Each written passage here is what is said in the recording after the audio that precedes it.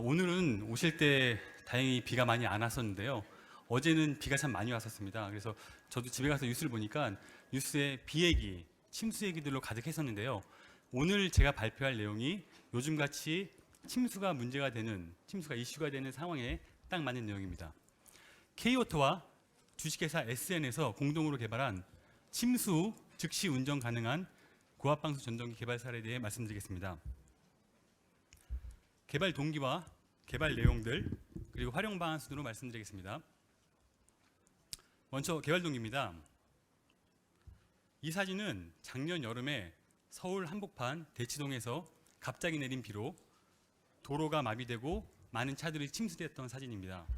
요새 과연 이런 일이 있을까 믿기지 않는 상황인데요. 작년에 실제 이렇게 있었고요. 저랑 같이 근무했었던, 오늘은 오지 않았는데 그 직원도 여긴 아닌데 이쯤에서 다른 곳에서 그 차가 침수가 돼서 다행히도 가족들은 이게 빠져나왔지만 차는 불행히도 폐차를 했었습니다. 이런 침수 사고가 여러분들이 근무하시는 사업장에서 과연 발생하지 않을까요? 제가 한강유역본부에 근무했을 때 2018년 오른쪽 사진을 보시면 그 본부 내에 있는 가압장에서 침수 사고가 있었습니다. 저는 솔직히 이때 이 상황을 보면서 어떻게 쌍팔년도도 아니고 이때 과연 이런 침수 사고가 날까라고 진짜 좀 의아해했었습니다.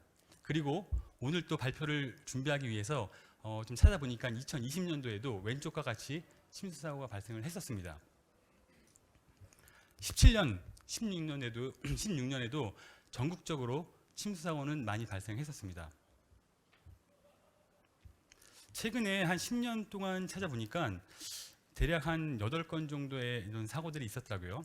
침수 사고의 원인은 정전, 홍수, 운전 중 문제점, 그 다음에 설비를 이제 공사하면서 또 혹은 문제점들이 발생을 했었습니다.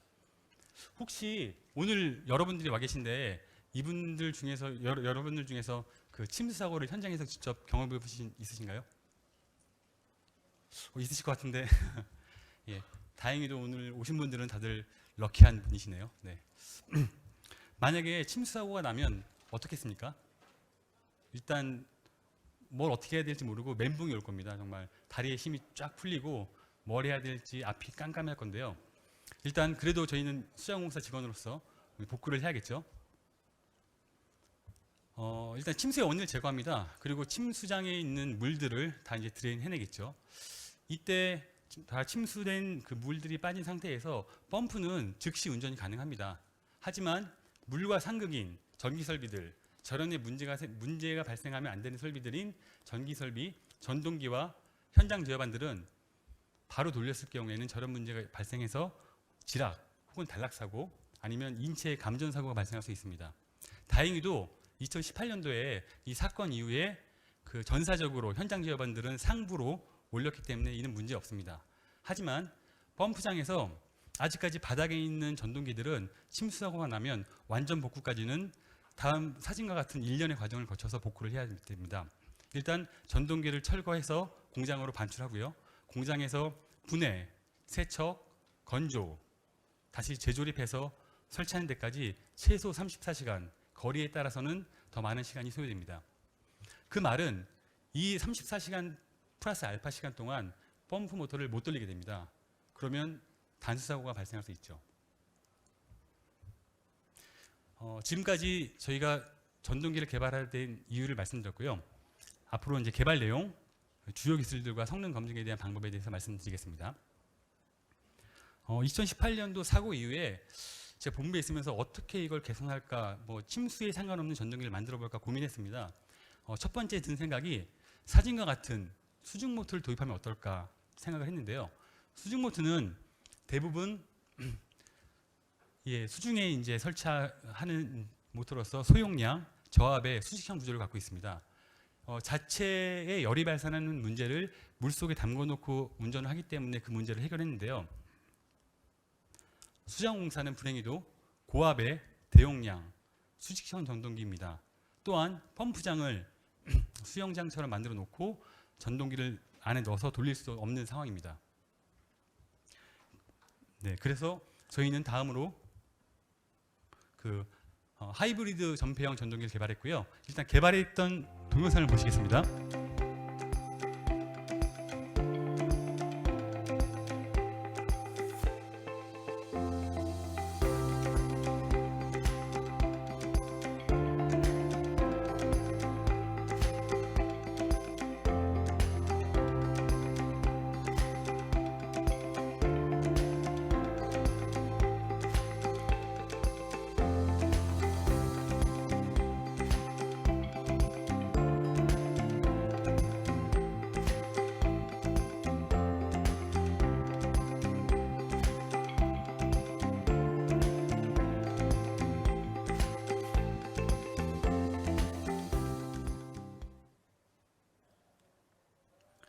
예, 보신 것처럼 전동기가 조금 뭔가 커지고 약간 형태가 좀 바뀌었습니다. 저희는 외암을 일단 높게 제작했습니다. 워크웨이까지 높게 제작을 했고요. 하부는 IP68 완전 전폐형 전동기로 개발했습니다. 또한 최상단 마지막 상부만 그 열을 방출하기 위한 통풍구를 만들었고요. 이 워크웨이까지라 함은 펌프장에서 보시면 워크웨이 쪽에 보면 유입 유출 관에 점검구가 있습니다. 그 점검구에 많은 공간이 또 있고요. 그 공간까지 물을 채울 수 있는 시간을 벌기 위해서 워크웨이까지 올리는 방안을 생각했고요. 그 말은 펌프장이 침수됐을 때 저희의 전동기는 마지막에 침수되는 설비로 목표를 잡았습니다. 보시면 왼쪽에 기존에 쓰던 전동기 타입입니다. 일반적인 전동기 타입이고요. 양 옆으로 그 통풍구가 있어서 열 방출을 하고 있는 상황입니다. 이 기존 전동기를 오른쪽에 보시는 것처럼 수직으로 높게 올렸습니다. 하지만 열 방출을 위해서 보시는 그 하단에 있는 건선 쪽에 팬을 설치해서 열을 위로 상부로 올렸고요. 또한 고압 케이블, 그 다음에 온도 센서 같은 케이블들이 연결되는 단자함들, 그리고 회전이 되는 베어링까지 모두 IP68로 제작을 했습니다. 베어링 부분 관련돼서는 기존 타입들이 보통 난 컨택 타입으로 이제 만들어졌는데 완전한 방수를 위해서는 컨택 타입의 베어링이 필요했고요. 그러기 위해서 고무로 컨택 타입을 제작하되 윤활유가 들어가야 되기 때문에 아우터, 이너 쪽에다가 윤활유를 넣고 양쪽에서 이제 잡아주는 특수실을 제작했습니다. 하지만 여전히 펌프장 침수가 심해지면 상부로 물이 들어올 수 있습니다. 그러면 설치를 어렵게 했는데 망할까요? 저희가? 아닙니다. 저희는 그런 것들을 더 보완하기 위해서 수침법을 적용한 기술을 적용했습니다. 전기설비 기준에 수침법이라 함은 해당되는 전기설비를 물속에 30분간 담급니다. 그리고 물 안에 있는 상태에서 전압을 인가했을 때 버티는 절연에 문제가 없는 시험 방법입니다. 전동기에 고압이 인가되는 건선을 저희는 수침법에 따라서 물속에 집어넣습니다. 하지만 저희는 더 하드한 조건에 건질 수 있게끔 하기 위해서 그 시험 견본을 1시간 동안 물에 담궜습니다. 그리고 운영하는 전격 전압의 1.25배 전압을 1분간 인가해서 버티는 시험을 통과했고요. 이런 기술을 위해서 신재료인 나노 에폭시 레진 바니시 기술을 적용했습니다. 보통 전동기를 만들 때 그 에폭시로 이렇게 이제 겉에 표면을 도포합니다. 근데 나노 에폭시라는 좀 더 에폭시 소자를 미세화해서 건선의 표면에 도포하게 되면 더 균일하게, 더 골고루 잘 도포가 될 뿐만 아니고요. 건선을 감싸는 주 절연 물질인 마카테입 사이사이로 이 에폭시 소자가 들어가게 됩니다. 그렇게 됐을 경우에는 절연 능력이 훨씬 더 좋아지게 됩니다. 이건 또 액세서리 개념인데요. 스페이스 히터가 전동기에 다 들어 있습니다. 하지만 좀 더 대용량의 스페이스 히터, 그리고 역시나 물이 한번 침수된 이후에 물이 빠진 후에도 바로 기동이 가능한 스페이스 히터를 제작을 해서 설치를 했습니다. 물이 침수된 다음에 물이 빠지고 안에 있는 습기를 좀 더 빨리 제거하기 위함입니다. 저희가 개발한 그 과제는 2년 동안의 어떤 과제를 통해서 이제 개발이 됐는데요. 과제 중에 중간에 2021년 10월에 그 시제품을 하나 만들어서 덕소치 수장에 설치를 했고 테스트베드로 현재까지 운영하면서 열 효율, 열정 문제, 다 확인을 했습니다. 일단 저희가 개발한 전동기의 목표가 1100kW고요. 6.2kV입니다. 개발하게 된 목표를 정했던 게 3.3kV와 6.6kV의 전동기를 많이 사용하는데 고압에서 더 견딜 수 있는 조건을 찾았고요. 그리고 우리 회사에서 많이 사용하고 있는 전동기들은 대부분 75% 이하가 1000kW 이하입니다. 대용량이긴 하나 1000kW 이하입니다. 그래서 1100kW의 6.6kV 전동기를 개발 성공한다면 그것보다 작은 전동기들은 당연히 신뢰성 있게 적용할 수 있고요. 전동기 상사 법칙에 의해서 어느 정도 일정 부분 더 큰 가까지는 적용할 수 있기 때문에 1100kW로 잡았습니다. 사진에 보시듯이 공장에서 침수 시험, 그 다음에 열 유동 해석부터 마친 후에 설치를 했습니다. 그리고 한 대는 현장에 설치했고요. 한 대를 또 만들었습니다. 약간 더 이제 개선을 해서 한 대를 더 만들어서 공장에서 계속해서 반복 시험을 했습니다. 전동기 안에다가 일부러 물을 채웁니다. 그리고 30분을 버티고요. 다시 물을 배출한 후에 즉시 전동기를 돌렸습니다. 이상 없었고 역시 또 절연 측정까지 했을 때 이상 없음을 확인할 수 있었습니다. 본 과제를 진행하면서 저희가 목표치한 내용들이 그 절연 진단을 한 항목들보다 좀 더 타이트하게 잡았습니다.